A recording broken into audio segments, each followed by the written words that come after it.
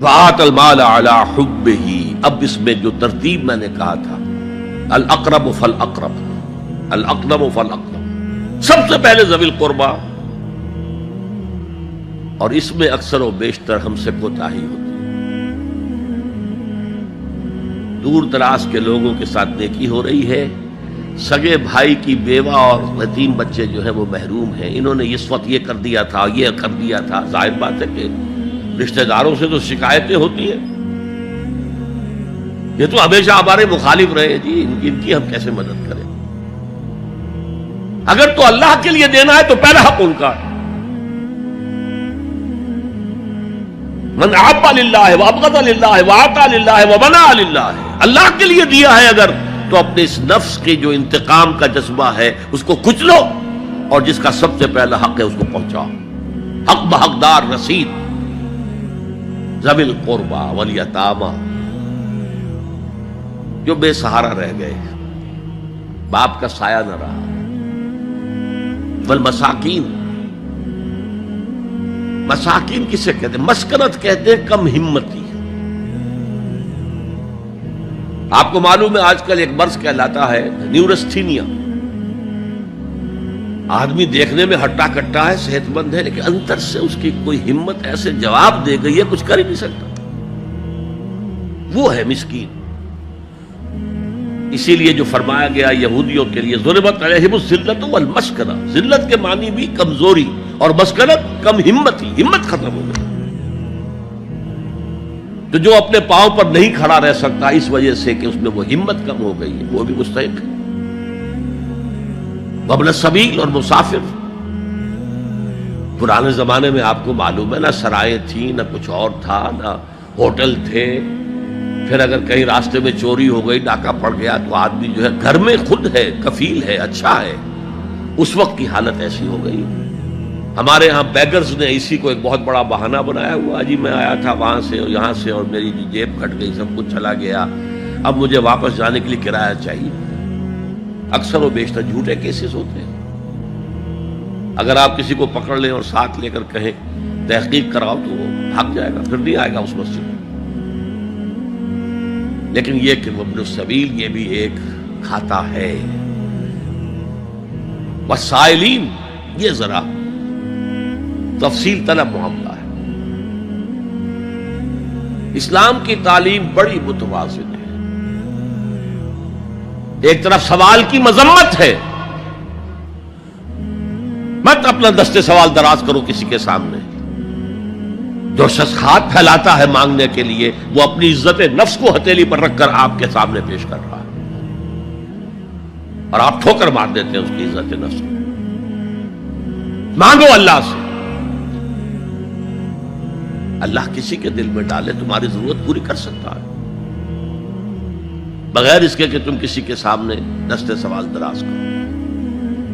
تو سخت مذمت ہے، اور خاص طور پر بیگری جو ایک انسٹیٹیوشن بن گیا ہے، ایک پیشہ بن گیا ہے، وہ تو اسلام کی تعلیمات کے منافی ہے۔ اور جس طرح کی ہم خیرات بانٹتے ہیں، 5 روپے کا نوٹ دے رہے ہیں مانگنے والوں کو، مسجدوں کے باہر سمجھ رہے ہیں ہم نے حاتم طائی کی خبر کو لات مار دی، حالانکہ حقیقت میں آپ انسٹیٹیوشن آف بیگری کو سپورٹ کر رہے ہیں۔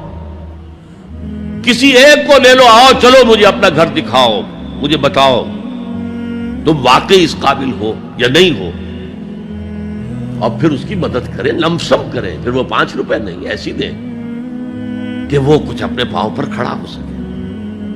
میں نے 1 روپیہ نہیں کہا، آج دیکھیں 1 روپیہ تو اب کوئی شے نہیں رہی، لیکن یہ کہ 5 روپے کا نوٹ بھی آپ نے تقسیم کرنے شروع کر دیے، یہ کیا ہے؟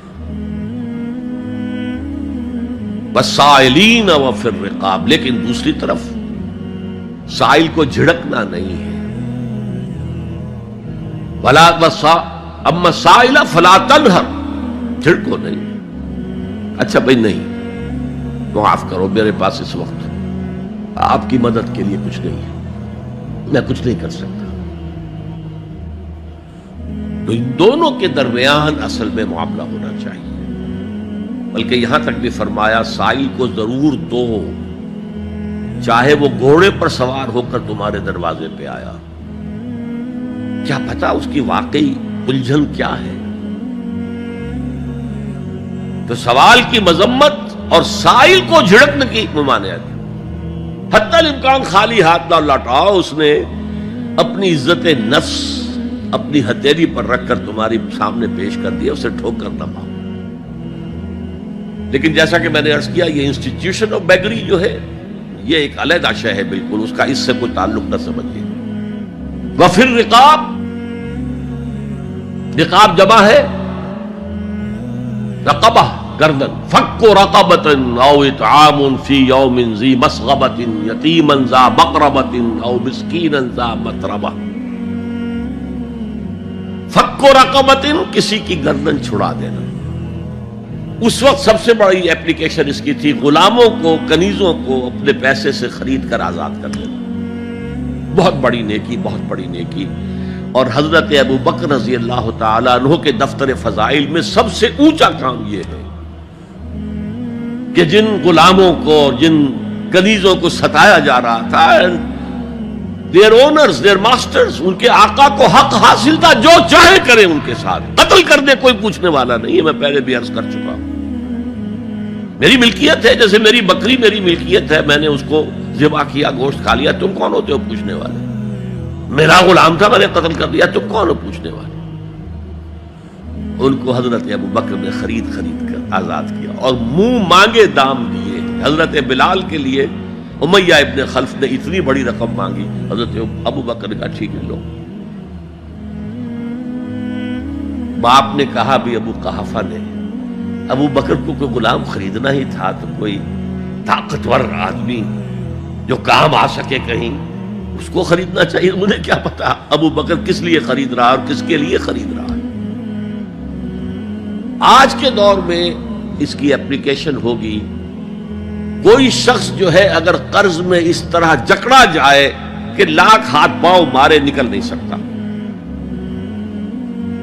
اس کو کوئی لمپ سم مدد دے کر اس قابل کیا جائے کہ وہ پھر اپنے پاؤں پر کھڑا ہو جائے۔ یہ نہیں کہ اسے آپ ہر مہینے کچھ رقم دیتے رہے مینٹیننس کے لیے، نہیں، اس سے تو وہ اسی پوزیشن میں رہے گا۔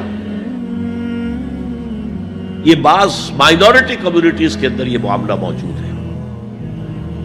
کوئی بھائی اگر گر گیا ہے کاروبار میں تو اس کی پھر ایسی مدد کی جائے کہ وہ پھر آپ کی صف میں آ کر کھڑا ہو جائے، respectable members of your community, وہ اس شکل میں پہنچ جائے۔ یہ بھی فک و رقبۃ اس کی ذیل میں آج کل آئے گا۔